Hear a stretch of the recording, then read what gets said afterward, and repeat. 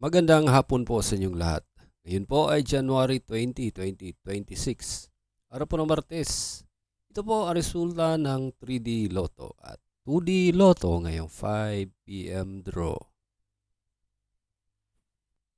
Kung bago ka pa lang sa aking channel, pwede kang mag-like, share, at subscribe para updated kayo sa mga PCSO lottery results araw-araw.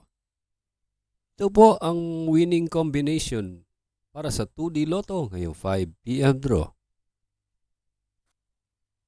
8 and 15 in exact order.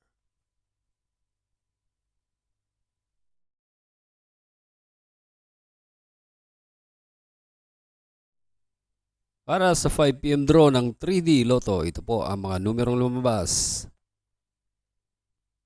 4, 1, and 1 in exact order.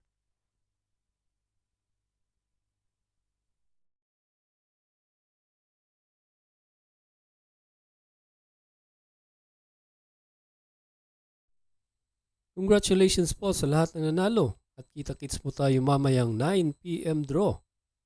Thank you for watching. God bless us all.